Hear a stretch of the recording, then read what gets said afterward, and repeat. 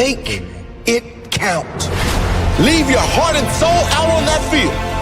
Make them remember who you are. Make them scared to ever set foot on the field with you ever again. Make them remember who you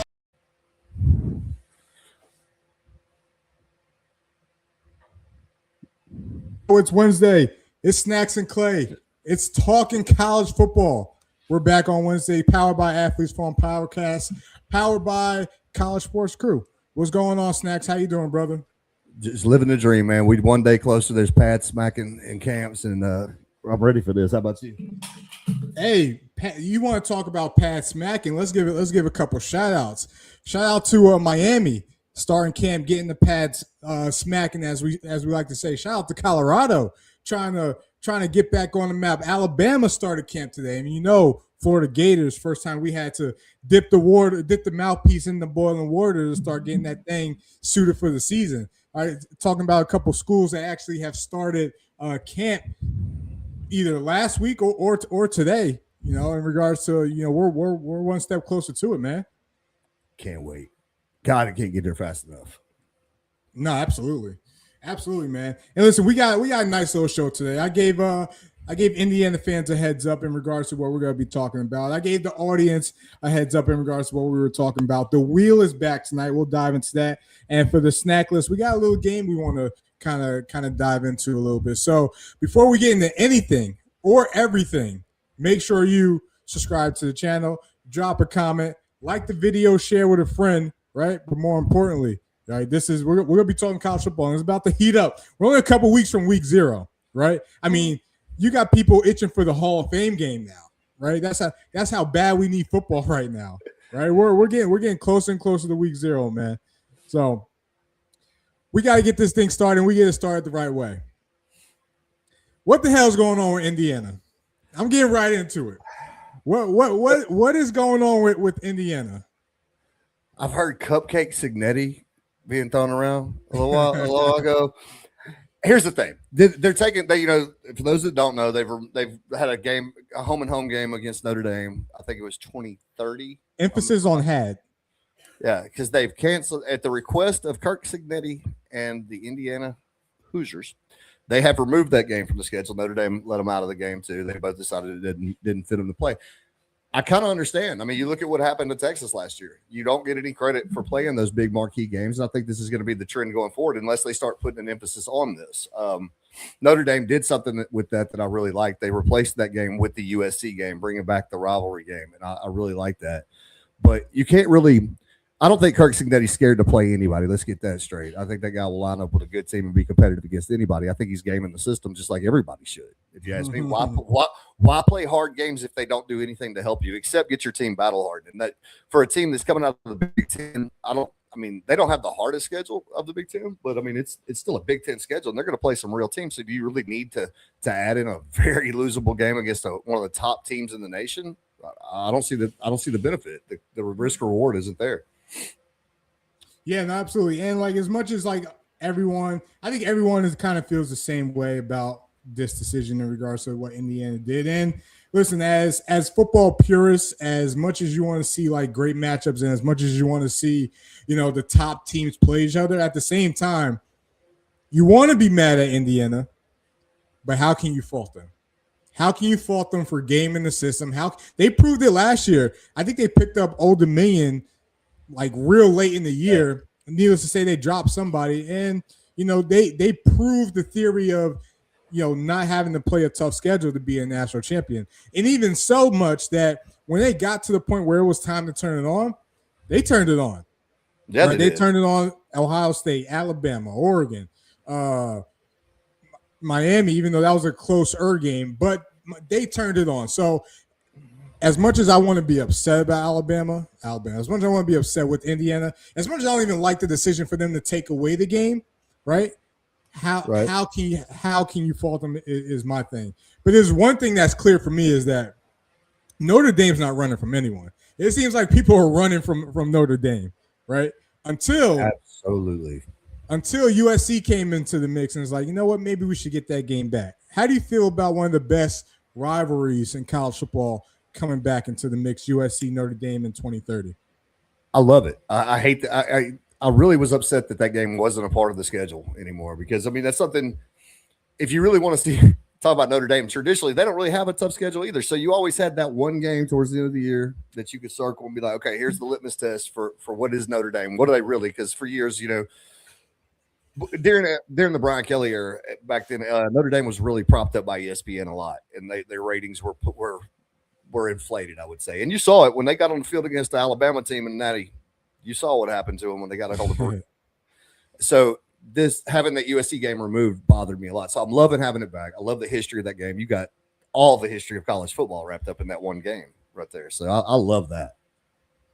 No, absolutely. Absolutely. And I think USC coming back into the mix really saved that PR for Indiana. Because it was more or less about Indiana dropping Notre Dame and more about like, all right, now USC is coming back into the mix. But as much as I'm happy about that too, I can't let the Big Ten off the hook that easy. And this is what I mean by that, right? As an SEC fan, right, I try to be as neutral as I can. But listen, as my team is in the SEC, as an SEC fan, all we've heard over the past couple of years was you play an 8-game schedule. You play an FCS opponent too late in the season, right? And we pick up a 9th game, right? We actually get rid of a game, right? Make the schedule even tougher, right? You look at all the top 25 toughest schedule. Half the SEC is in there, right? Yep. So seeing what Indiana is doing, and it's not the whole Big Ten. Like respect to Michigan, respect to Ohio State. Scheduling Notre Dame, scheduling Texas, Oklahoma, whoever. There's respect to those top tier Big Ten teams that aren't afraid to play tough competition, right? It just goes up against what everyone's been complaining about the SEC and I guess the lack of playing, a tougher schedule when you got literally the national champion removing a quality opponent. Absolutely. Because who knows what Notre Dame is going to be in 2030, but at least a quality opponent, they're taking them off their schedule. Yeah, that goes to something else too. With all the volatility in college football across the board, who's to say by that time the 2030 rolls around that there haven't been changes to this where you need that strength of schedule? Yeah, in there. So Notre Dame, they've got it covered. They replaced. They lost a Power 5 opponent. Yeah, they added one right back from a powerhouse in their division too. So I don't know if these schedules will be so locked in that they can't do anything about it. I mean, if I would think it'd be hard to get a marquee game. Let's say 2 years from now, you're 2 years away from the game, can you book a marquee opponent in 2 years to save your schedule if you need to? And I mean, who's to say that won't happen or will? You went right to my next point. With all the talk about going to a 16 or 2014 playoff, that just makes it look even weaker. Because right now we're in the era of college football where it's like you can afford to lose one game, and that's because we went to 12. When you went to 4, if you lost one game, your season was basically done, unless you won the conference title and you had a leg to stand on, unless you're Florida State, right? But Auburn, or Jason Campbell Auburn team, yeah, or they had some dogs back then, but I can't give Auburn any credit on the show right now. Oh my goodness, that team is good. Whoever missed the recruiting battle on those two guys, they deserve wherever they're at right now. But going to a 16 or 2014 playoff, which is what this is eventually going to get to, that game, win or lose, I think will do more good for you, right, than not having it on the schedule at all. So it makes it look even weaker because it's not like this is happening this year or next year. Like you're getting rid of a future game. Who knows what the future? I think we all know what's going to happen at least by 2030. We're going to be 16-24 by 2030, right? So by you even just getting rid of like that schedule, I think it's kind of weak in my opinion.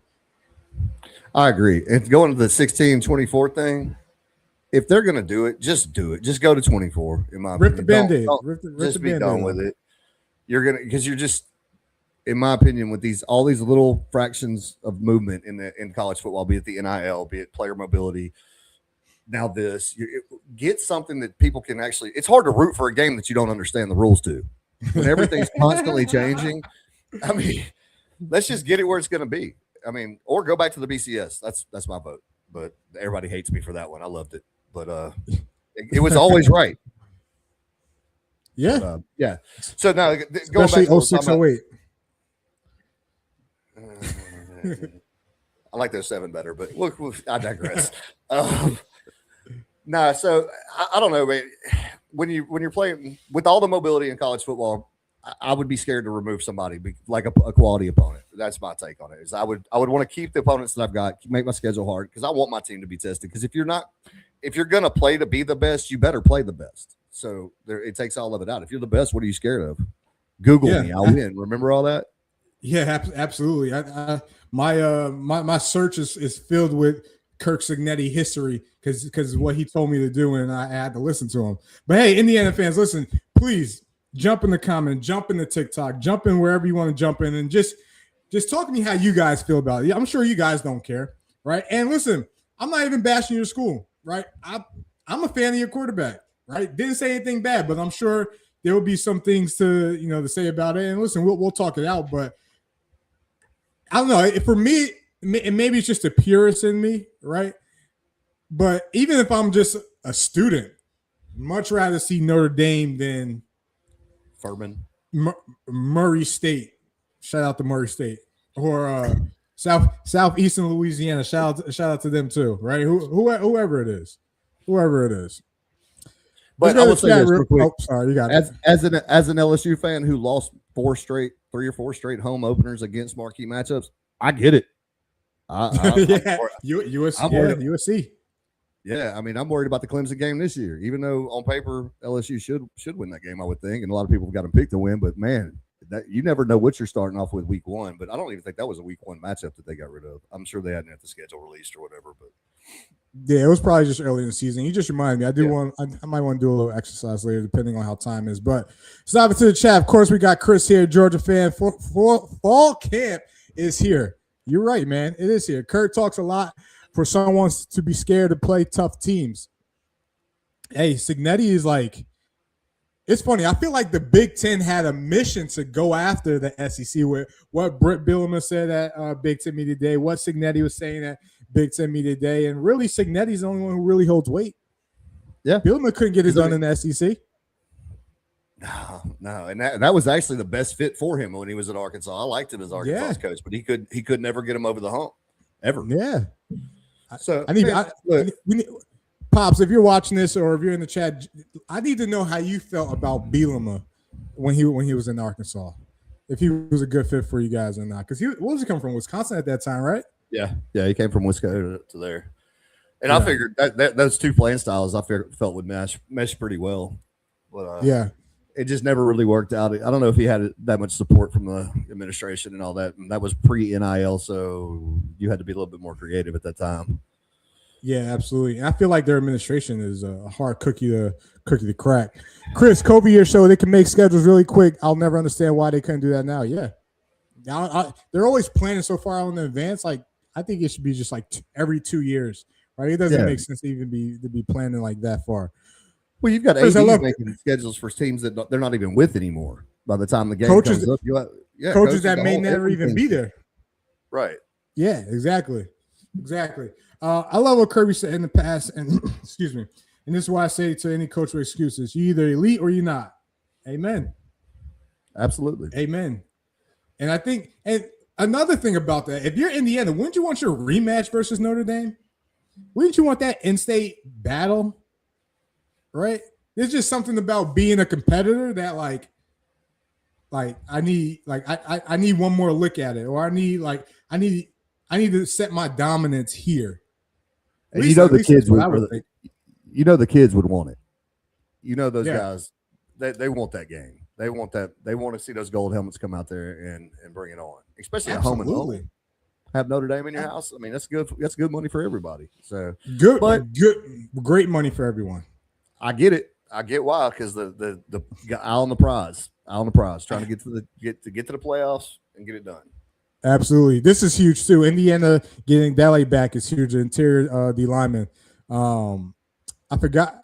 I didn't read too much on this story, but I know that I didn't know they didn't know there was a chance that he was going to have eligibility to play. But he was definitely a huge grab as well. I got to read more about it. I don't want to dive too much into it. But Andre, you're absolutely right, though. You're absolutely right, especially for what that defense is potentially going to look like. We'll see. We'll see. Hey, we mentioned it earlier in the show. It's camp season. It's camp season. Shout out to Tennessee starting camp, trying to figure out their quarterback battle. Shout out to Texas. Will they finally build a physical team, right, to live up to expectations? UConn Huskies. We gotta give some love to Mrs. College Football Talk and her basketball team, even though it's a football podcast. And then your team, LSU, back in the mix. Fall camp has started, right? Fall camp has started. Shout out to those 4 programs getting things going for fall camp season. Hey, I want to dive into quarterbacks. This is going to be a hot topic. It's always a hot topic when we talk quarterbacks. Oh, yeah. Quarterback battles in particular. There are some big ones this season. There are some things we want to touch on in regards to maybe 4 schools, right? So I want to talk about Clemson. I want to talk about Bama, Tennessee, and Florida. Just some quick thoughts, right? Iowa, no hard feelings. But until we can score more than 21 game, you ain't going to get much attention from me on the offense side. Defense is a different ball game. Because I played your defense. They're real. We ran their defense in college, a heavy cover 4 team that was aggressive. So I know about their defense. Nebraska, we already know who the quarterback is. And it was announced, here you go, Chris, Bo Prabula beat out Eli Holstein in Virginia. So we kind of already know about some of those other programs. But let's start with Clemson, right? Real brief on the Clemson quarterback race. This is the first time Dabo's really had to make a decision at quarterback since, what was Booker?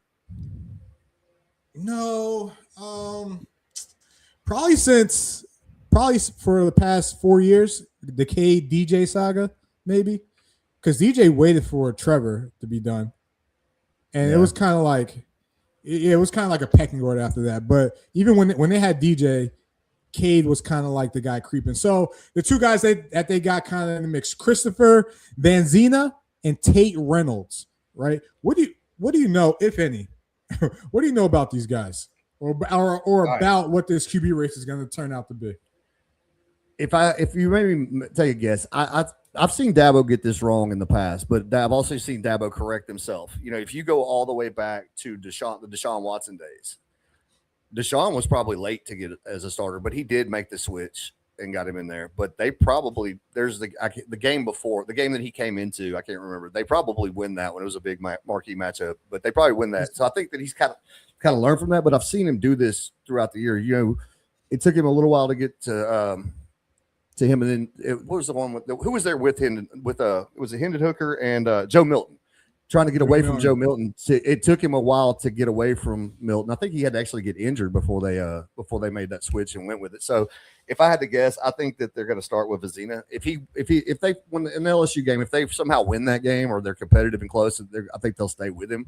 But as soon as that team starts to struggle or go downhill, I think that just because Tate Reynolds, he's a 5-star recruit. And Clemson fans, tell me if I'm wrong on this, but I don't think that they looked at him the same way as like the other big name quarterbacks, like when Trevor came in or even Taj Boyd, somebody like that. You kind of knew those guys were going to be the guy. Oh yeah.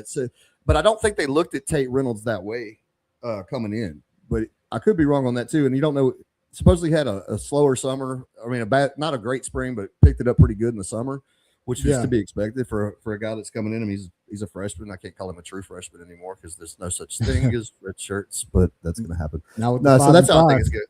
No, I think by the end of the year, if they're struggling, which everybody is projecting them to struggle this year, I think the over-under on them is like 7.5 games win total. So if they're struggling, I think that they'll go to the young kid and let him mature. Yeah, no, absolutely. And everything that I've read and heard about is right now probably Vanzina's the lose, but Tate may fit the system better. Because remember, it's a new OC. They don't have what's his name? Riley, Lincoln's brother. Yeah. They don't have Riley there. anymore. They have Chad Morris, their he's new offensive coordinator, and I think Tate may fit more the Morris system, and Benzina more of the Riley system. But it's gonna be curious to see how that all pans out. They're gonna be tested week 1, right? Especially with maybe potentially DBU and LSU returning back to the mix, right? Oh yeah. Probably got the best safety duo. Rocket. Yeah. I don't see how you can't put a freshman in that environment. Yeah, you cannot put a freshman in that environment. You can. Talk about killing confidence. You must hate him if you do that. Yeah. So we'll see how it pans out. I think Benzina is going to be the guy. But listen, Clemson fans, drop a comment. Let me know what you think. Let us know who you would prefer. Let us know who you think has a good chance of beating LSU, because that's the real question at the end of this: is who's going to give you the best chance to beat LSU at the end of this? Don't they have who do they have week 3? Don't they? They got a big week 3 matchup too, don't they? They have Georgia Tech. It's either Georgia Tech or Cal. Yeah, so they got to get this figured out. Cal. And Cal's a Friday night game. They have to have this figured out fast. Like, they don't have time to wait, because their season could be in a bind before they ever. You can't go in there saying we're going to play it out on the field. It's got to be settled before they get to LSU. Yeah, no, absolutely. So, Clemson fans, drop a comment. Let us know what you think. Let's go to Tennessee. Let's go to Rocky Top, right? George McIntyre versus Faison Brandon. Who wins it, right? Good O-line, good running back. Defense should be solid, right? They just got to figure out the quarterback situation. What are your thoughts on this quarterback battle? Could these two guys be any more different, just in physical appearance? Like if you were going to create a quarterback or a football player in a lab, Faison, that's what you're going to look for. So I think it's going to come down to kind of like, what do you want right out the gate? Faison, he didn't throw the ball downfield a lot in high school. Not because he couldn't, it's because the system they ran, they didn't ask him to do a lot. I think he can do that. If I'm Tennessee, first of all, you got to be real. What is Tennessee playing for? Does Tennessee think they have a chance to win the SEC or the NIT? Because I don't think they have a chance to do either one right up the gate. I think this is more of a foundation year for Tennessee. I think Tennessee can surprise some teams. I think maybe better than above average. Again, better than above average. I don't think they're competing for SEC title or playoff berth, right? But I think this is a foundational year to next season. Right. That's how I look at it too. And if you're a good, self scouter, you know where your team's at, you know where your program is. And if it's me, I'm going to go with the young guy. If that's going to be my guy for the next few years, get him out there early. Maybe not throw him to the Wolves in like I don't know what their schedule looks like right offhand, but I wouldn't throw him to the Wolves early. But bring him in, and by the end of the year, let him be your starter. If that's what you're gonna, that's what you brought the guy in for, is to run your team for the next 2, 3, 4 years, however long you can keep him. So just go with it. He says that Heupel says that the system builds the quarterback there. So if that's the true and that's truly how you see your offense, build the young guy that's got all the upside. Yeah. Absolutely. And it's a quarterback-friendly system. Everyone always talks about it. I think, and I mentioned this before, I think this is the year Josh Heupel gets back to actually coaching like as an offensive-minded coach. Like he's had the Hendon Hookers. He's had the what's the other buddy's name we just talked about not too long ago on Dallas. Joe Milton. He's had the Joe Miltons.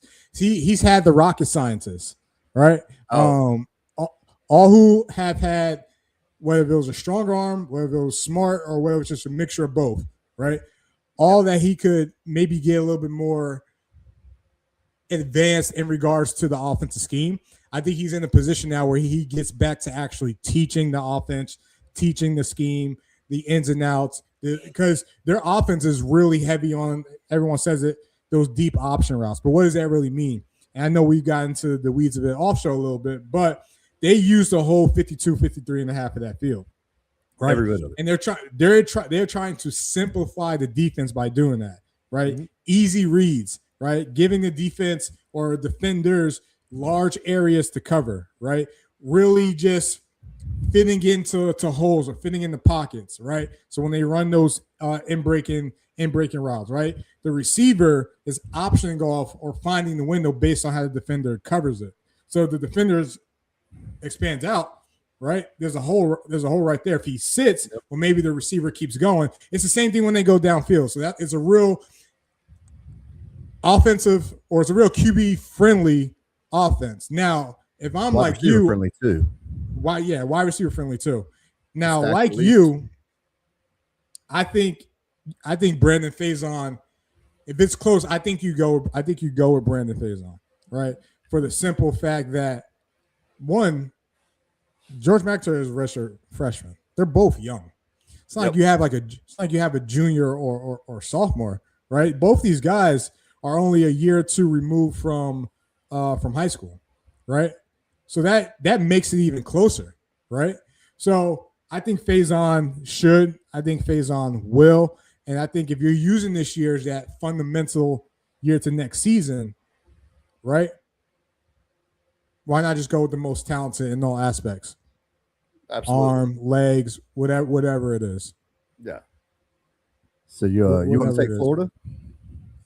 Yeah, I'm gonna dive into Florida a little bit. I think figured I've you done a want that little. one. I think I've done a little bit of research on Florida, but let's jump into the chat real quick. Andre, DJ Pickett rocking a new number. Is he 7? Did DJ get 7? Do you know? I haven't seen it. But who's your third corner last year? Long, lanky guy. Can't remember the name off the top of my head. Didn't start. So you had DJ Pickett was a true freshman, started opposite the lane, and then you had DJ Pickett and PJ Woodland. PJ Woodland plays most PJ of the Woodland. slot. I I like that dude. Yeah, he's number 11. Yeah. Okay.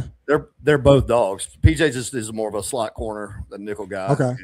And DJ is a 6'5", 5-star show enough corner. Yeah. Well, I think he ranked top 10 in PBUs and didn't even start last year in PJ. That's wild. Wow. And you're talking about a defense that had Mansour Delane and DJ Pickett on it, right? The secondary at LSU, I believe, top to bottom, is going to be better this year than last year. Just say, love the safeties. As a former collegiate safety, love watching safeties. Love the safeties you guys got. Yeah, and the thing about your defense, and I think you mentioned it, like they play more safeties than actual corners. So yeah, because they'll drop Todd Benfield coming from a transfer from Boise. Yeah. He's going to be playing the nickel star role, so you're going to have a 3 safety look between him and DeMarcus Cooley and Deshaun Spears. Yeah, so it'll be interesting to see. Chris said, "Read that Levitt looked good today. No brace or anything. That's good signs. That's good signs. No brace is always good. No brace is always good." And then Andre, sucks for the Vols. This is supposed to be Nico's 3rd year. They'd be primed for a playoff run. That is wild. That is wild. Like, you had your veteran quarterback. Too bad he had off the field issues or a little bit too many people in the business, right? But you had the guy, or Tennessee had the guy. Now he's at UCLA. We'll see how that pans out. How about them Gators? This is not a talking Gator show. We are talking quarterbacks, and the Florida Gators do have a quarterback conundrum, or do they? All right. Aaron Philo transferred from Georgia Tech. Tramel Jones, redshirt freshman, played last year for the Gators. Who wins that battle? I am on record, and my heart-to-heart belief is it is Aaron Philo's job unless Tramel wins it. If it's close and it's neck and neck, I think John Summerall is going to value experience over upside, right? I believe that too. Especially in his first year. Yeah, especially in his first year. Now, the only hiccup in that is the Darian Mensah theory, where they had, I think it was Ty Simpson who transferred from Oregon. They had another quarterback there battling for the starter. Meanwhile, Darian Mensah, 3rd on the depth chart, redshirt freshman, came in and won the job. Now, there's no Darian Mensah on the Gators roster, right? But what I mean by that is Summerall is not going to be hesitant to pull the trigger if he thinks Tramel is the guy, right? Now, even though Buster and his offense, everyone thinks he wants to throw the ball downfield and be a vertical offense. Yes, true. This offense is going to be tailored to whoever plays quarterback, right? Our offensive line has to be somewhat protected until proven otherwise. how do you do that? You get a quarterback that is decisive, can get the ball out quick, knows what he's reading, knows the offense, right? Versus having a quarterback where if the offense is set around him, we have more of a vertical downfield passing game, a little bit longer in pass protection, right? Any I chance think it's going to be running two of them? No, I don't think this is a 2-quarterback team. I hope it's not a 2-quarterback team. If you've got two, you have none. And not to mention, I just don't think it works. Like I don't think it worked at Georgia Tech because you had a quarterback who couldn't throw the ball, right? Aaron Philo would come into the game and the team would know that it's going to be a passing play because Haynes King had the shoulder injury, right? Yeah. But that wasn't the formula all season, right? It was Haynes King's job. But needless to say, I got an offensive coordinator that took Georgia Tech from like the mid-hundreds to like top 15 in the nation. And he did the same with other stops, Murray State, Valdosta State. Like he's always had a top-performing offense. So I have no question that he'll build an offense around whoever plays quarterback. But I think the more I think about it, the more I read about it, the more I see. I would love for Trammell to eventually be the guy. I think Philo's the guy going into Auburn, right? Well, they'll fill it out week 1, week 2, but I think Philo's the guy going into Auburn. That's kind of how I saw that too. Just for the exact same reasons of everything you said. Yeah, absolutely. We'll see how it all pans out. Artistically Incredible. What's going on, brother? How you doing? Thank you for joining. Right, we just finished talking some quarterbacks. You may have to catch us on the rerun, right? But we got one more. Bama. Oh, how can I forget about Bama? This is probably the most interesting quarterback battle this year, right? Yeah. Austin Mack versus Keelan Russell. We know what Bama fans want, but what is the ideal situation for Alabama based on how people feel about the coach, how people may feel about their O-line? Who's the best quarterback for Bama for them to have success this season? Taking money out of the equation, I'm going to go with Keelan Russell. I think he's more athletic. I think you're going to need that. But the one thing about this, and this to give Bama fans some pause, because I know that they are not pause, but give them some confidence in this. I know everybody's been kind of harsh on Bama and Caleb DeBoer, and I know he's not the greatest fit. But one thing I will say about that man, other than the fact he's a football winning coach, is has he ever got the quarterback position wrong? Everywhere he's been, every team he's had, he's picked the right quarterback and had it going his way. So on this one, I would say in DeBoer we trust if I was a Bama fan and be happy with what he did. Just because, the man, I think he's earned that right to just trust him. If he wants to roll out with Mac and thinks that's the best shot, then he's got the record with me to back him on that call. And the crazy thing is that he recruited Mac at Washington. Mac's been with him every step of his way from Washington to transferring to Alabama. He was supposed to be the guy, right? Yeah. And this seems like a true 50-50 quarterback battle, leaning more, but maybe possibly leaning more towards Russell each day because of everything going on in regards to, as you said, the athletic ability. And this will probably be because he had Milroe. Never mind. I was about to say it's probably gonna be his most athletic quarterback, but he had Milroe. But this is the most interesting quarterback battle, between all these on the list. But really, for DeBoer, this is a career-defining decision right here. We're going to Chris in the chat. When Grubb and DeBoer have the right quarterback, they can scheme it up with the rest of them. Yeah, we saw what they did to the team in Athens, right? But I think with that, I think Jalen Milroe, one, he had the experience factor over Ty Simpson. I think Ty Simpson was more of the quarterback that DeBoer wanted. DeBoer probably wish he had one more year with Ty. Shoot, for Alabama fans, I know they wish they probably had one more year with Ty. It's got to be so curious in regards to who they go with. And Chris goes in the chat. Question: which quarterback battle is the most important one? The one that will make or break that team's season. Well, to make or break a team season, any of them, you get the quarterback wrong. all the teams are going down. Nobody can play without one. But I think as far as to break the college football season would be Bama. Like if Bama's quarterback, if their situation is bad and Bama is a bad football team, which I do not think they will be, there's too much talent there to be bad.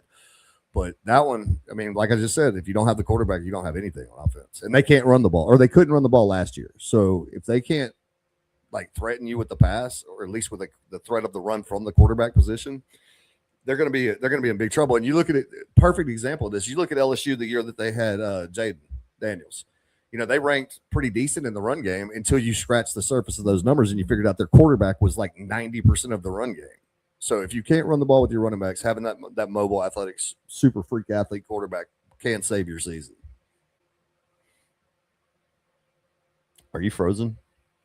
History, we know the questions surrounding the running game with Alabama, right? You're going to have to find a way to give that young quarterback, that first-year starter quarterback, some help. Does Grubb and the board, do they actually establish a run game this year? I don't believe so. I saw this with Brian Kelly. It's just a different style of football. It's not the physical style that Alabama and LSU fans grow up, watching and getting used to. Now it's more of a scheme thing and finesse, move the ball down the field, hit the edges. And I think he's going to come out because we're Alabama and we're going to show you we're going to run the ball. And I don't think they're going to be effective at it. It has nothing to do with the talent. It's a scheme thing for me.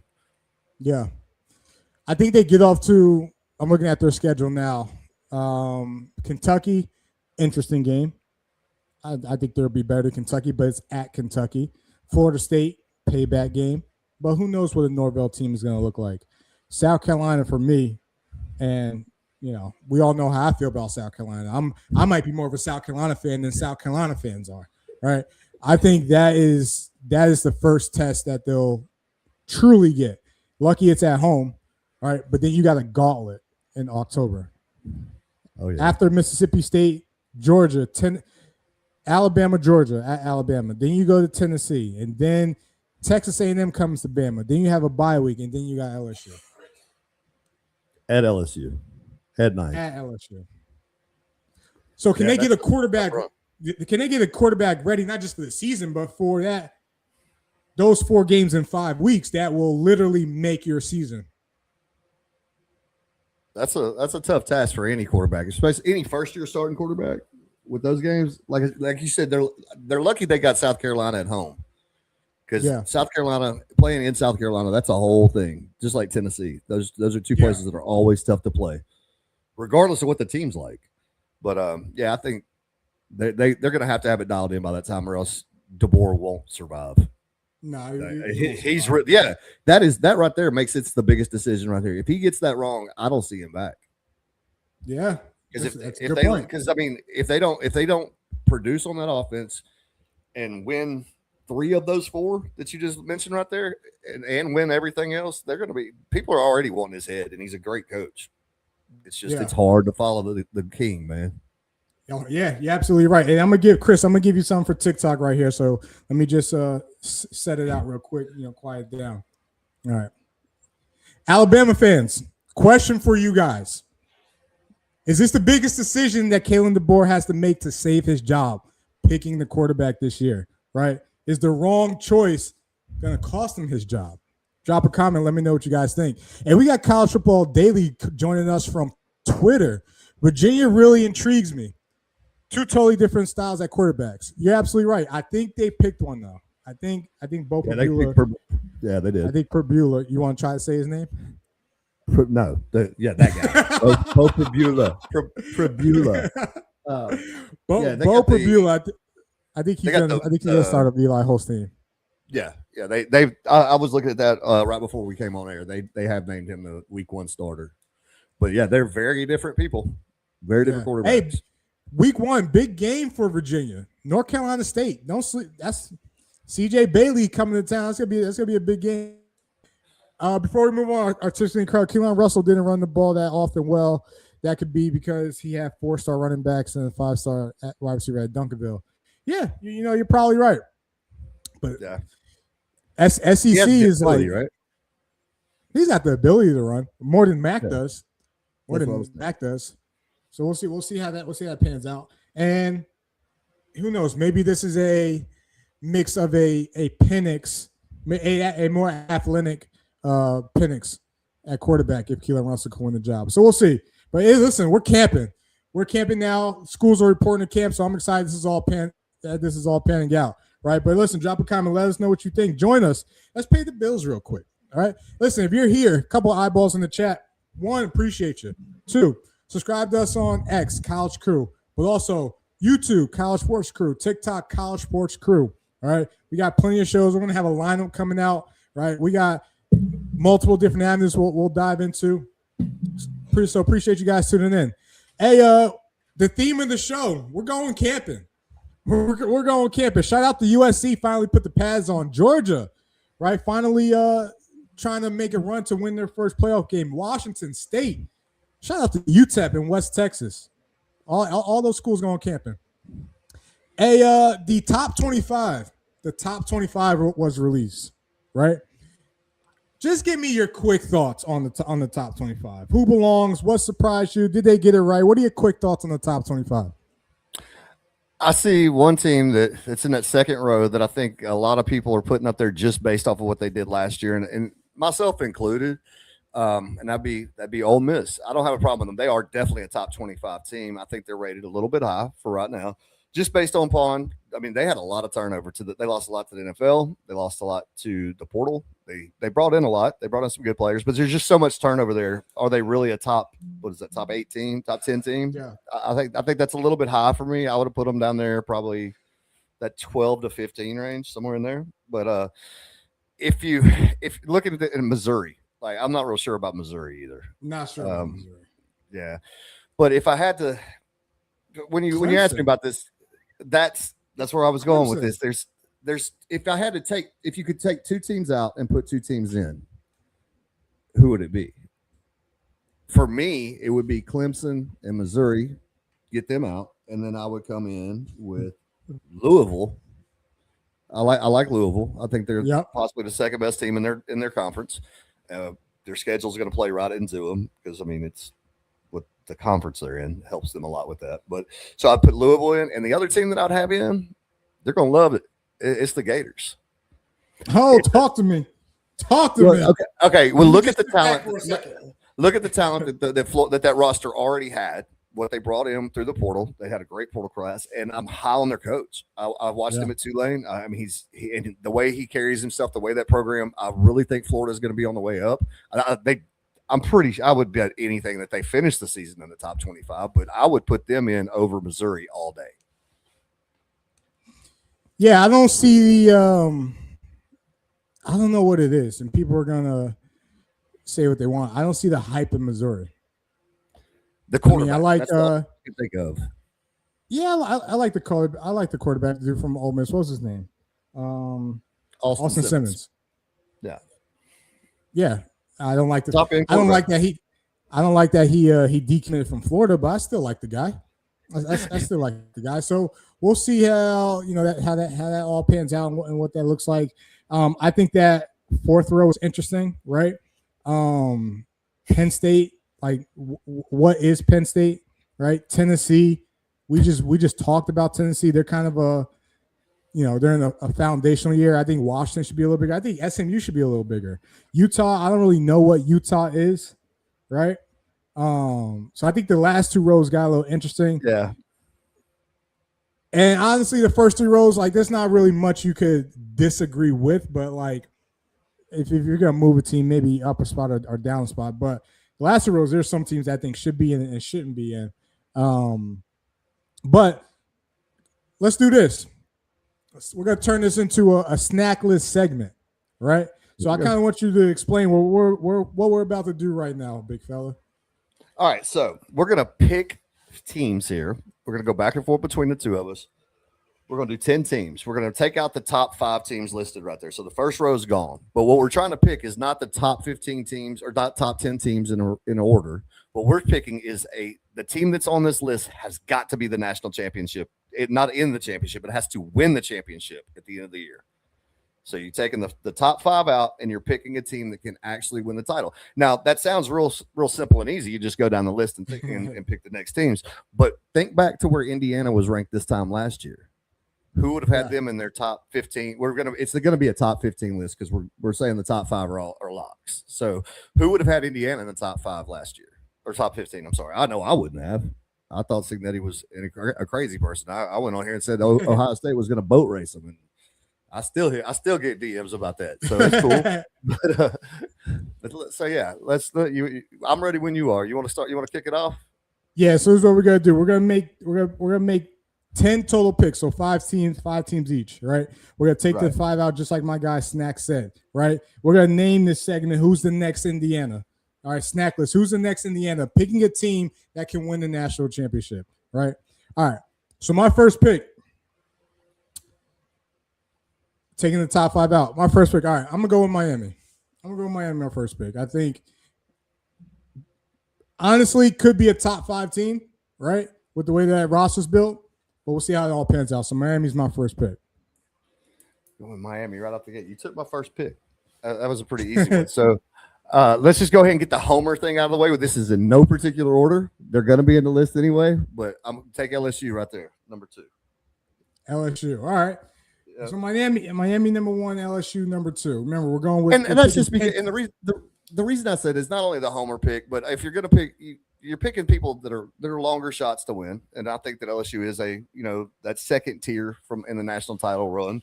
But everybody has a new team. Nothing about last year matters really, because you're talking about like LSU is tied for the number 1 amount of defensive players returning that are starters at 40% of their defensive rosters returning. So your defense is going to be solid. That also shows you that if 40% is the high water mark, how many other teams have lost so much more? And that's across the board of every defense. So everything is new. So why couldn't it be a new coach at a new school? Yeah. With a new player. So yeah, that's my reason behind LSU pick. That, and they are talented. If it comes together, they're going to be hard to deal with. Yeah, absolutely. Absolutely. My second pick. All right, so I went Miami with my first pick. My second pick, a team that could be the next Indiana, that can win the national championship. Who do I believe in? You know what? I'm gonna go with Oklahoma. I think they're gonna have a good defense, right? But I think the second year in that system, not for John Mateer and Ben Arbuckle, but for everyone else around them, they grow, they learn, they build off each other, they build that chemistry. They have a tough schedule, right? But I think if there's a team that is a veteran-ish style team that can do that, I think it'd be Oklahoma. As long as they can run the ball. If they can figure out how to run the football, their defense is going to be there and be ready. I like it. Absolutely. So for my next pick, I'm going for the real. This is the real next Indiana. This is the team that if they do this, nobody's going to say nobody saw it coming. But BYU. The reason I say that, they're probably the second best in a talent-wise in a kind of talent-poor division. So if you look back at their schedule last year, I know we say last year didn't matter, but they lost to one team twice. And those were I believe those were close games. Pretty sure it was a close game. So their coach, Penn State comes looking for their coach. I'm not even going to try to say his name. Penn State comes looking for their coach, so people think highly of him. He says, "No, I'm good," and stays where he's at. There's a reason for that. You can't. Kalani Sitake. Kalani Sitake. There you go. You don't stay at a BYU when a Penn State is there offering you the bag if you don't know something that you got something special. So BYU's my dark horse pick, but I'm getting the ones that I think you're going to take from me. I like that one. Artistically Incredible says, as much as it pains me to say it, I would go with the Sooners. He's a Texas fan, so he is. Oh, that was hard to say there. Hard to say. I had to say it for him.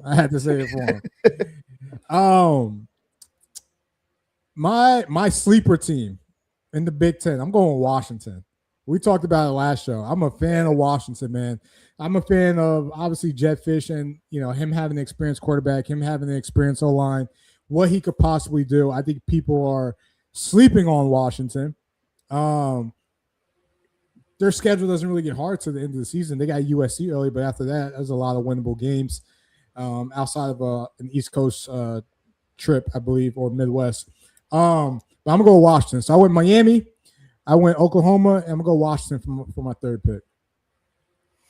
It gets kind of hard now. Now's when you're really getting into the weeds of it. Like the draft. This is where you build your roster. Yeah, you're really getting those quality depth picks here, and man, you're gonna have to reach into these. So give me Indiana. They're 6th on the list. That's the top end pick. I mean, Cignetti, he wins. Google him. But new quarterback that I think fits the system probably better than the Heisman Trophy first overall draft pick that he produced last year. So the guy can coach football games. He's got a talented roster. He's got more talent now, arguably, than he had when he started there. He's built a solid program, and I think he's going to continue. So as hard as it would be to imagine Indiana going back to back, they probably got just about as good a shot as anybody. Yeah, and they have a hard schedule as well too. But Cignetti proves that maybe that doesn't mean anything. Maybe a hard conference schedule doesn't mean anything. Maybe he just plays to his opponent, down or up, whoever. Right. My fourth pick. I'm not gonna lie. There's a lot of teams up here I'm just not confident in that could win a natty. I know to actually be to win the natty, not to make the playoffs. We're talking about teams who people have barely making the playoffs and calling them national. They have the chance to win the national title. Yeah, I'm gonna go with, because I like their schedule better than some of these other teams. I'm gonna go with Houston.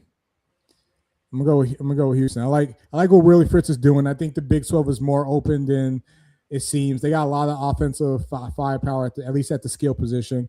I think they have about 14 returners. It's really gonna come down to, can Connor Wegman, I believe he was a former 5-star, can he actually be that guy heading into a senior year? And they have a lot of veterans on their team as well. So give me Houston. Their first test is gonna be September 18th when they play Texas Tech on Friday night before LSU Ole Miss Saturday night. But give me Houston, because I think they could win the Big 12, and obviously playoffs, once you get there, could be a different thing. All right, well, I'm gonna stay in the same conference with you and pick the team that I see as neck and neck with them as SMU. Returning a good. I love their quarterback. He's SMU's ACC now. Oh, that's right. They moved even easier. They've got one team out there to deal with. Even easier path. Yeah. So SMU, who do you think's actually got a better program at this moment? Is SMU or Houston? Man, that's a good question. They're real similar to me. I think SMU has the better program, the better culture, because they've at least been to the playoffs. They've at least beat a Miami national title contender. And you can't just do that. That's more than just skill. That's, believing in the coach. That's believing in what's being preached and believing in the work that they're putting in. I believe they're more set up now. Hence the reason why Rich Lashley did just get extended as well, too. All right. Your pick, my friend. Last one. You know what? Maybe they find a way. Maybe this is the year they find a way. All right. Maybe Lincoln Riley finally does something to get over the hump in the Big Ten. All right. I'm gonna go with USC. Don't hate it. I love Gary Patterson. I love their quarterback that they got out there. Maybe he's the difference maker. Maybe Gary Patterson is the Matt Patricia that Lincoln Riley needed. He's needed it for a long time. Since Oklahoma days. That man, I think he just doesn't even understand that there's two parts of that, because his defense has been Bobby Petrino-ish. But I think a lot of that's due with those two coaches, their offenses being so high-powered, they put their defenses in bad spots. So you better have a real coordinator like a Brent Venables or Gary Patterson, somebody that can actually coach up a defense and to get them out of the situations that they're in. I like that list. We need to keep this list. I got it written down who we picked and revisit this towards the end of the year and just see where we're at. Yeah, send it to Chris so he can clip this up. Who's the next Indiana draft? I love it. I love it. Yeah, Statistically Incredible agrees with you with the SMU pick. All right, who you got for your last one? For my last one, man, this is where it gets really, really tight. Because I got two teams that I could say here, and I don't want to say the names of them. I'm flipping a coin between Bama and Ole Miss. It's hard to say. Look, Ole Miss made it. They were right there. They were so close, to making it to the Natty. They're still bringing back their best running back. They're still bringing back arguably the best quarterback in the SEC, possibly in the nation, depending on how this year goes. It's hard to bet against Trinidad Chambliss. Ole Miss fans, I can't wait to beat y'all in week 3, and I'm going to be so there you go, Chris. To deal with. Yeah. Go ahead and put it out there. So I can't wait to see the purple and gold rush the field. But that's I would have to go Ole Miss though. I think they've got just a better top to bottom, even with what they lost. They did bring in some guys. They lost a lot, and it's hard for me to say because it's on one hand you look at what they've lost, but then you look at who they still have. And when you have the quarterback and you have the run game, it's hard to just say, "Oh, that was a fluke year from that program." You got a foxhole member with you in the track. Andre can't wait to beat the piss out of Ole Miss. We know what he meant. We know what he meant. Yep. But Andre's here for the ride, right? We gonna be riding with you until the 19th come, right? And we are have in College Sports Crew. We are gonna have a show every Saturday night called Final Whistle, reacting to that game. Week 3 could be the more spicier shows in regards to what we're about to get into for the rest of the season. I mean, to be honest, for that week, there's no telling what's going to happen with that game either, man. I mean, we're talking about week 3, and we've been talking about it all ever since Lane got hired. But ever since Lane signed the contract, the intensity of that game is what college football is all about. True hatred on the field. Those guys. That's the jersey swap. I don't think we're going to see that at the end of the games, like you see in the NFL and stuff, like everybody being ho-hum buddies at the 50-yard line. No, man, let's get out here and try to rip each other's fucking heads off. And I think that's the game you're going to get. Who wins? You can make a case for either squad. I think, me personally, LSU puts up 35 points, the game's over. That's the whole thing to me. I think it'll be close for a half. I think LSU runs away with it in the second half. But playing there in that stadium, in that environment, it's going to be tough. That's going to be a tough game. Yeah, no, absolutely. Before we wrap this thing up, let's just regroup this. So again, we did a who's the next Indiana draft, right? I went with Miami. I went with who did I go with? I went with Miami. I went Oklahoma. I went Washington, Houston, USC, and Chris, your team was? I went Indiana, BYU, LSU, Ole Miss, SMU. There are some contradictions on Chris' list in regards to teams that may dislike each other. Oh yes, I know. September 19th. Well, look, man, you're in the summertime. We're in the heat of August. You gotta there's so many unknowns because there's a side of me that thinks that Ole Miss or LSU could go out there and shit the bed and be terrible. I've seen it. LSU, they were talking about we're going to be here next year. Oh, we beat Clemson. Here we go. We're back. No, we're not. We're a 5-loss team. So there's so many unknowns, and it's hard not to talk out both sides of your mouth. If you're being real, if you're being honest, it's hard to say. Yeah. You can't sit here and have a stone cold, no, this is going to happen because, man, with everybody moving so much, you can't do that in college football anymore. Used to, you could look at what a team did last year, look where you think they're going to progress, look at what they lost. You didn't really look at what they gained. You looked at what they lost, and you could make a prediction and be fairly accurate with that. Yeah. Good luck now when teams are bringing in 40 to 50, 60 players.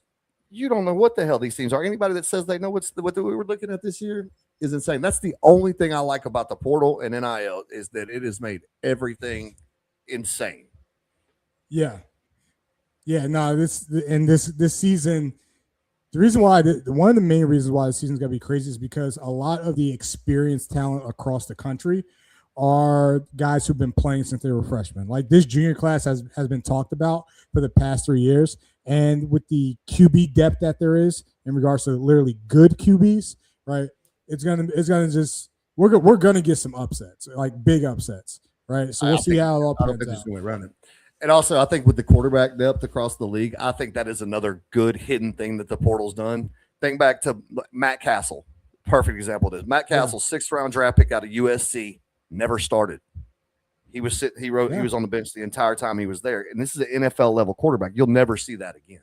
Because now you have, I think I listed out, like I was counting the other day, just off the top of my head, 15 starting quarterbacks that are NFL talented players right now this year in the league. It's a deep class, man. That's crazy talk. Yeah. So it's a deep class. This is going to be, and we'll get into it when the time comes around, but this is going to make draft talk very interesting. Very interesting. Before we get into our last segment, Artistically Incredible, our Texas resident fan. Nobody picked those Aggies. I need to see. I almost did. They were on my list, and I'm high on them. I like Marcel Reed a lot. And that last pick was SMU. For me, it was SMU or A&M I was picking up. And it really, SMU got the nod just because they're not in the SEC. Yeah. Yeah, it's fair. It's fair. You got to get out of your conference first. And then Andre goes, LSU question for you. I really don't know what to expect from Levitt, and I have a big question mark around our running back room. What are your thoughts on it as our LSU representative here? I am super high on Levitt, and I loved him at Arizona State 2 years ago. As long as he's healthy, you're going to like what you get out of the guy. He's very decisive when there's none of this back and forth stuff. He either sees it and throws it. Now, sometimes if he can get the tendency to get locked onto a receiver. And when I say that, you look at what he did with who was his was it Lemon? No, Lemon's USC. Who was his receiver? Anyway, drafted this year. I can't think. I love the guy too. Jordan Tyson. But anyway, Jordan Tyson, yes. So he has a lot of Arizona State fans said that he would key in on that guy too much, but I don't know what their whole talent looks like. The LSU and the Lane Kiffin system, they don't really play it like that. Everybody's got roles, and it's within the offense, and it's usually a 1-2 read and go, and that fits him perfect. He's coming out of an RPO system going into it. I think if he stays healthy, I think he lights it up. As far as the running back room, you got that transfer out of Wisconsin, Dylan. He's going to be your starter. That one. Yeah, he's a bigger thumper back, more of a power back. He's not a 245 guy. He's probably a 220 guy. He's going to get the majority. He'll start over Barry. Yeah, I think he will, just because I think he can handle more of a beat. And I think Barry's going to be like the 15, 10 to 12, 15 touches a game, kind of spell him in there. And then you've got Caden Durham too. That's going to be more of your satellite back. I think they're going to quit trying to run a guy with no vision through the A gap or run off tackle. And I think the biggest problem, the running back coach has been on him all year for looking at his feet while he runs. And I've been saying it since he started. He's fast. He's got great speed, track athlete speed. But so I think your running back room is going to be okay, especially behind a completely revamped offensive line and a completely new system. Lane runs the ball, so I think it'll be okay there. And Levitt, man, I'll never forget when I was watching Garrett Nussmeier struggle, and at the same year I was watching the early in the season watching Levitt light it up before he got hurt, and I was sitting there on the couch watching. I was like, God, I wish I could see LSU with a quarterback that looked like that.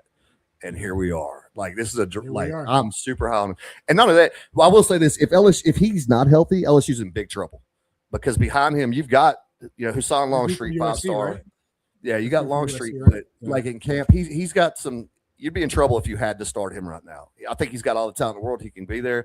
The kid from Elon, that transferred in, also the third string guy. Watch out for him. I don't know if he ever plays for LSU, but this kid's there's a YouTube highlight. I would go look for it. This kid throws the ball 80 yards in the air at Elon for a touchdown. He is athletic. I can't think of his name right now. So as long as if you keep Levitt upright and get the run game going, that team's going to be hell.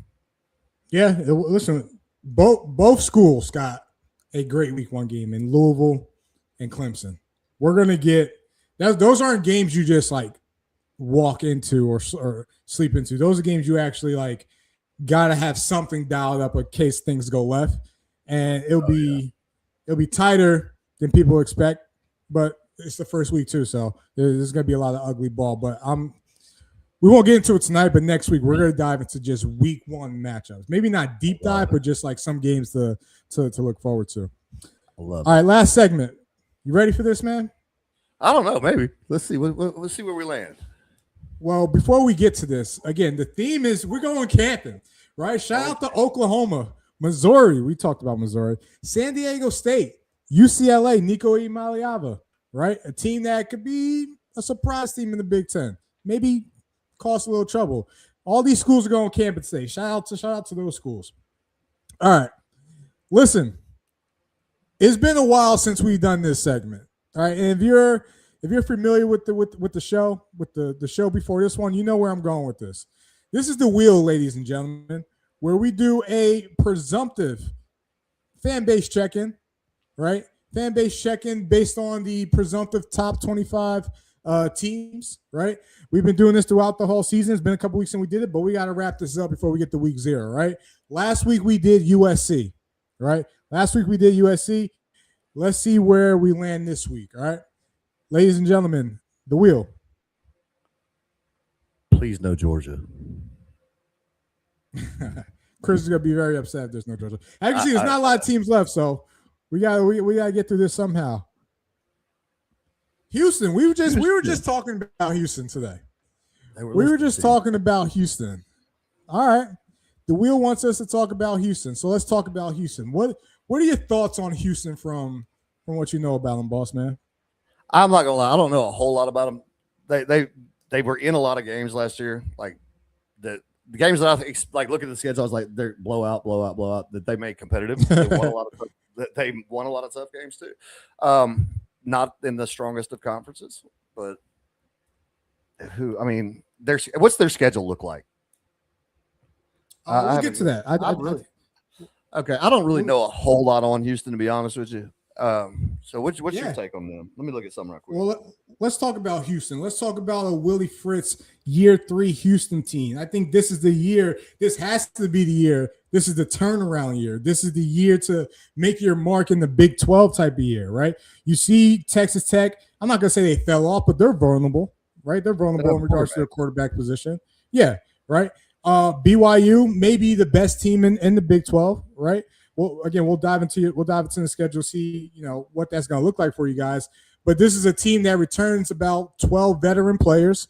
More importantly, you got a 2-year starting quarterback going into their 3rd year in Connor Wegman, former 5-star transfer from Texas A&M. Right, got beat out by Marcel Reed, right? And this is a team that, and you think Big 12 ball putting up points has a lot of returning guys at the skill position. Now, the trenches are going to be a little bit of a weakness on both sides, right? But at least offensive firepower is there, right? So they could compete in a shootout, right? Some of the returning players that they got coming, I already talked about Connor Wegman. You got Amir Thomas, a senior wide receiver. Alvin, let me see here. At Bosley, redshirt senior offensive line, right? You got Mackenzie Anginello, right? Junior offensive line. Kobe Young, receiver, right? On the defensive side, again, very, very light on the trenches. But Brandon Mack returning at linebacker. You got guys returning in the transfer portal. Malachi Hughes, right? Went to Houston, transferred to Oregon, came back to Houston, right? So he's back in the familiar system, back with Willie Fritz in regards to who was there when he first got there. You got Jaden Yates, who had over 115 tackles at Ole Miss, right? So that's going to anchor your defense in the middle as well, too. So they got some guys, not just returning, but some guys that are coming into the mix as well, too. You got I just had to look some stuff up on them because I hadn't looked at them. You got a Nagurski Trophy watch list player on defense and Will James, too, as a preseason Will guy. James. You got 2 Outland Trophy watch list guys there, the offensive linemen, Khalil Lafu and Shadre Hurst. So Khalil, the only returning starting defensive lineman, I believe. Okay, so maybe their trenches aren't as they shorted up when they brought the other guys in along with that guy. So could be a depth thing, right? They also signed the number 1 rated quarterback last year in Keyshawn Henderson, right? Not sure what that's going to look like if they're going to run the 2 quarterback system. Maybe you could get away with that in the Big 12. You can't do it in the SEC anymore, right? And then they signed the number 3 athlete in the class last year in Paris Melvin Jr. Don't know if he'll play offense or defense, but needless to say, they are building a foundation in regards to a competitive Houston team that maybe can make their mark as the team in the Big 12. But question, is it the year for Houston? I think it has to be. I'm kind of with you on the has to be thing because Texas Tech, other than their quarterback situation, if the Sorsby thing doesn't happen, we're not even talking about it as a possibility of beating Texas Tech. You know, they would have been stacked and loaded, ready to roll. So if you don't take advantage now, when do you? It's kind of like the same thing with Texas. If not now, when? So Absolutely. And we look at their schedule. Very manageable. Oregon State Southern. Then you go to Texas Tech. Right? Georgia Southern, UCF, Kansas State. That's a light first half of the year. That's a light first half. That's a light first half of the year. The second half, Oklahoma State. You got Chris's favorite team in there, right? Or Drew Messamaker. Utah. Who knows what Utah's going to be? Who knows what Utah's? Cincinnati, Colorado. I think West Virginia's going to be good, right? But I think Houston should still beat them. And then you got Baylor, a rival in there. You don't play BYU. You don't play. You do play Texas Tech. You get them early in the year before they get going. But this schedule is set up for you. I don't care what anyone says. This schedule is set up for you to make it to at least the Big 12 championship and make some noise. You've got 3, maybe 4 losable games on that schedule.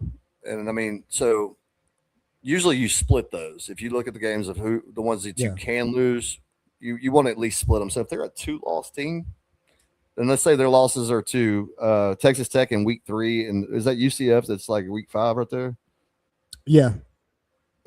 Let's just say that that's a hard run to go on. Let's say they lose to Texas Tech week 2 and then West Virginia, the last game before the second to last game of the season. They're going to be poised to go to make a playoff run, potentially make a playoff run. That West Virginia loss would hurt, but they'd be right there in the talks of it. Yeah, no, absolutely. So interested about Houston, curious about Houston. I'll tell you what, we mentioned it earlier, makes me even more dialed into week 3, right? I get a Friday night lights game, right before the big game, right before Florida plays a big game versus Auburn, right? So, listen, if you're listening, you might as well just take off work that third week in September right now. Tell people you're going away. Decline the wedding invite. If anybody has a wedding invite right there, they're not really your friends. Just so you know. If somebody invites you to a wedding, send them a gift. Someone invites you to a wedding, you send them a gift card. Send them a Starbucks coffee gift card if they invite you to a wedding. Right. And if somebody tries to put you in their wedding, they're really just never talk to them again. Yeah, it's a wrap. You're divorcing them from their friendship at that point. Absolutely. They did it to themselves. Dive into the chat before we had it. Houston could be on the come up if they win 10 games. I think so too. I think so too. I think this is the year we may see more from Houston. Do you guys think a healthy Levitt can have a better season than Trinidad Chambliss? Great question. Who has more pressure, Levitt or Chambliss? I think Chambliss does because, he stayed. If he'd have left, then he was doing that. But he stayed to prove a point. Everybody's seen the interview with Pete and the running back, Casey. Lacey, thank you. I was trying to call him Casey for some. I'm tired, y'all. It's been a long week.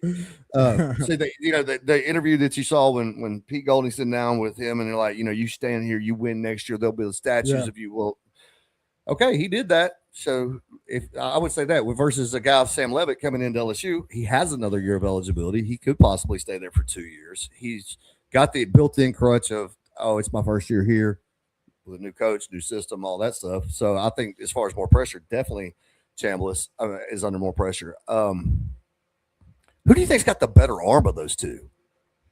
Athletically, they're pretty equal. Sam, I think, is a little faster than Trinidad. That is a great question. Better arm. I don't know. Levitt was hurt a lot of last season, so I don't remember Levitt 2 years ago. And Trinidad's pretty accurate, especially on the run. Yeah. Like when you move the pocket with Trinidad, like that's probably when he's at his best. So is Sam. That's why there's a lot. That's a tough one. And I'm thinking about like what I've heard draft pundits talk about with them too. It really is. It really is. All the shit talking going back and forth is going to be great. But the product on the field that day is going to be old school feel to it. None of that matters when there's 8 minutes and 38 seconds on the clock in the third quarter, and teams are going back to back. Everyone's just worried about, all right, that's how we gonna win this game at that point. Absolutely. The first half's going to be crazy though. So let's see, have a better season. Have a better season. So I'm about to break it down into that. I think Sam. Yeah. I like Sam's weapons more than Trinidad, You especially took at the the words out of receiver my mouth. position, and not just And at the the receiver tight end. position, at the tight end position as well too. Yeah. Yeah. I think Sam's set up better for success because again, Ole Miss fans are going to talk to us about their OC. And listen, I don't know. I'm not here to get into that argument. You believe what you want to believe. If you like him, you like him. If you don't, you don't. I don't care either way. But when things get tight, when certain decisions have to be made, it's, not being with a guy you've been with for the amount of time you've been with, who taught you the offense, who schemed the offense around you, who has learned how to call plays with you, right? And granted, they'll get this chemistry down, but they would have been more lethal heading into this season with Kiffin and Weiss at the OC versus with trying to feel each other out. Who's going to make certain calls here? Why are you making that call? It's a chemistry thing, right? And it's going to take some time to gel. If LSU doesn't hire Lane Kiffin and the whole transfer thing, all that doesn't go down the way it does, I think we're talking about Ole Miss is a national champion. But contender. Probably number one team in the country too. Probably so. Easily. If Houston can lock down the talent in the area, they could be a contender year in, year out. Yeah, I mean, listen, you don't have to recruit out of your state. You can stay in Texas. Chris says the wheel hates Georgia. Everybody Will hates hates- Georgia. And then last one, Artistically Incredible says, Will must be a Texas fan. I think Texas is still on the wheel. We gotta see. But hey, Snacks and Clay, that was a great show, man. Loved it. That was fun. We'll dive into some stuff next week. We'll do some more wheel. We gotta finish it before week 0. We're about 2 weeks away from actually talking some real ball, right? From can't actually wait. breaking down the week 0 games. Now, even though it's not a lot, but that's going to be the first week for us to really start figuring out how we're going to go about the season with breaking down games, recapping games, and stuff like that. And I can't wait. I'm a sucker for week 0. I'm a sucker for that Island game. North Carolina State, Virginia is going to be a good game. We'll see how it all pans out. But listen, if you're here, there's eyeballs in here, and I see you as much as you see me. Subscribe to the channel, College Sports Crew, TikTok, College Crew on Twitter. We got We Talk Ball coming out tomorrow. If you miss talking Gators, right? For all you Gator fans out there, you just want to learn about Georgia, right? Talking Gators just aired right before our show today. They'll be every Wednesday, 7:30. We come on at 8:30, talk some ball. Yeah, it's gonna be a great season. We got a couple more shows coming this week. Maybe Veteran Sports Voice podcast with the OGs. All right, Ian and Pops. But yeah, We Talk Ball comes tomorrow. So until next Wednesday, stay tuned. See you guys then.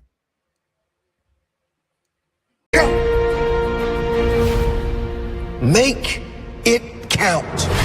Leave your heart and soul out on that field. Make them remember who you are. Make them scared to ever set foot on the field with you ever again. Make them remember who you are.